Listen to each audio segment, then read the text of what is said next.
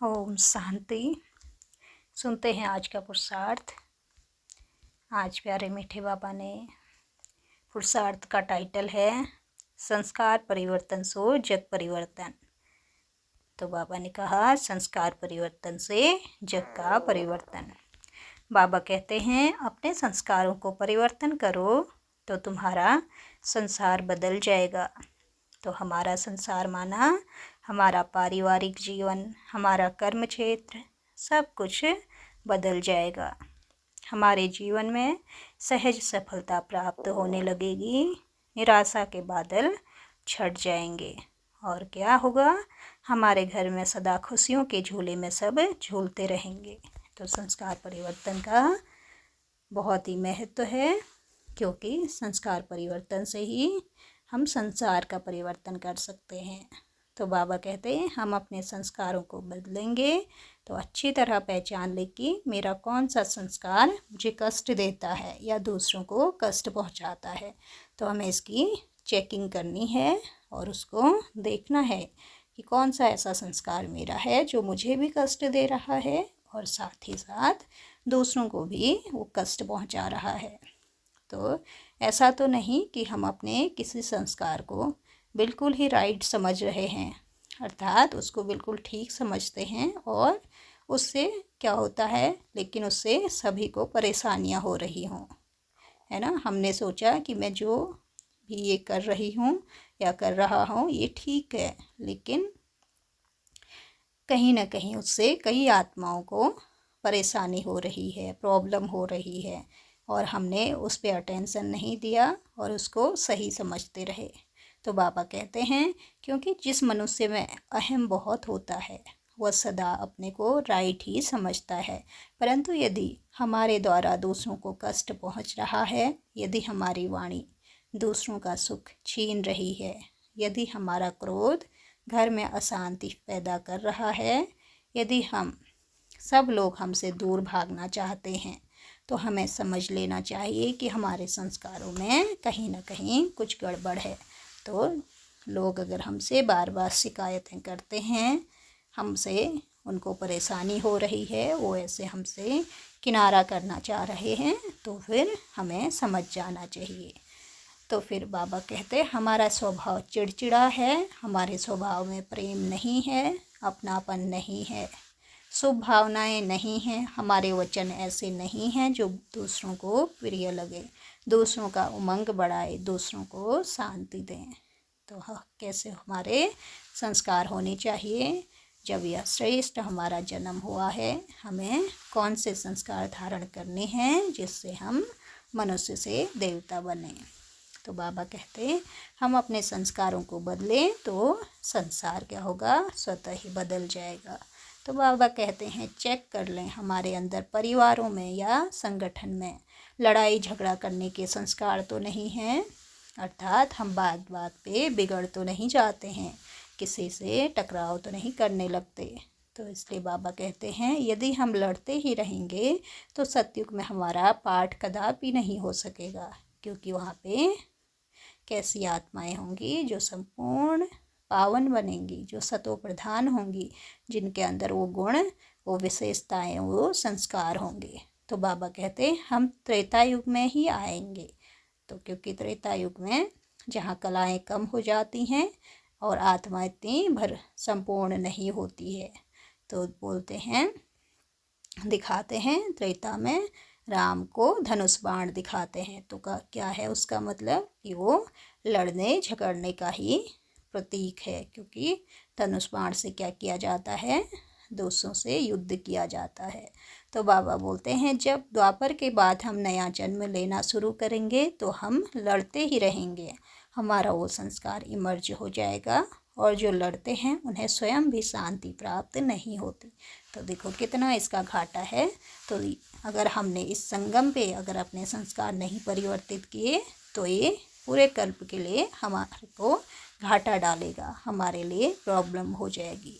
तो बाबा कहते हैं भले ही उनके द्वारा दूसरों को अशांति मिलती है, लेकिन हम जानते हैं जो दूसरों को अशांत करते हैं वो कभी शांत रह ही नहीं पाते हैं। तो इसलिए विशेष हमको अपने संस्कारों पे अटेंशन देना है। तो बाबा ये भी कहते देख लें कि हमारे अंदर कहीं परेशान होने का संस्कार तो नहीं है। छोटी छोटी बातों में हम दुखी और परेशान होते रहते हैं। तो अगर हम अपने श्रेष्ठ स्थान में रहेंगे, अगर हम स्वमान में रहेंगे, तो हम क्या होगा, फिर हम परेशान नहीं होंगे। देखो बाबा आए ही इस चीज़ के लिए हैं कि हमारे जो पुराने संस्कार स्वभाव हैं, जो हमें भी कष्ट देते हैं, साथ ही साथ दूसरों को भी कष्ट देते हैं, तो फिर उनको समाप्त करने के लिए ही बाबा आए हैं, उनका परिवर्तन करने के लिए ही बाबा आए हैं। तो बाबा का यह बहुत सुंदर महावाक्य है जिसे हम याद रखेंगे। जो बच्चे स्वमान में रहते हैं उनका जिम्मेदार बाप है, और जो अहम में रहते हैं उनके जिम्मेदार आप स्वयं हैं। तो यह बहुत ही सुंदर बाबा ने कहा है, इसको हमेशा याद में रखेंगे कि अगर हम अहम में रहेंगे तो फिर हमें अपनी जिम्मेदारी खुद ही उठानी है। लेकिन वहीं जो स्वमान बाबा ने इतने ऊंच स्वमान हमें दिए हैं, तो उसमें हम रहेंगे तो फिर हमारी जिम्मेदारी सारी बाबा ले लेते हैं। तो कितना अच्छा हो जब हमारा जिम्मेदार स्वयं भगवान बनकर रहे। तो वाह, कितना ये वाह वाह के गीत गाने के लायक है। तो बाबा कहते हम कितने निश्चिंत हो जाएंगे, तो क्यों ना हम स्वमान में रहें और टकराव से पूरी तरह हम मुक्त रहें। टकराव वाली आत्मा सेवाओं में भी क्या करती हैं, विघ्न ही डालती हैं, विघ्न डालने के निमित्त बनती हैं। वो वातावरण को भी विषैला कर देती हैं, क्योंकि उनकी क्रोधी वृत्ति, उनकी लड़ने झगड़ने की वृत्ति वातावरण को भी विकारी बना देती हैं, विषैला बना देती हैं। क्योंकि उनके अंदर ईर्ष्या होती है, द्वेष का भाव आ जाता है। जहाँ एक विकार आता है तो उसके साथ उसके अनेक जो छोटे छोटे अंश वंश हैं वो आ जाते हैं।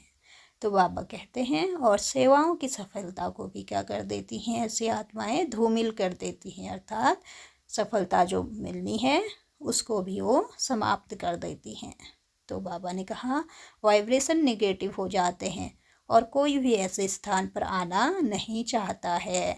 फिर जहाँ के नेगेटिव वाइब्रेशन ही अच्छे नहीं होंगे तो आत्माओं को भी क्या होगा, वहाँ से कोई भी ऐसी अच्छी वाइब्रेशन नहीं प्राप्त होगी, शांति की फीलिंग नहीं होगी। वहाँ पे आने से उनका और ही चित्त अशांत होने लगेगा, तो कोई भी आना पसंद नहीं करेगा। इसलिए चेक करें, अगर टकराव हो रहा है तो हम दूसरों को जिम्मेवार ना ठहराएं। स्वयं की जांच करें कि मुझे स्वयं में कहाँ परिवर्तन करना है।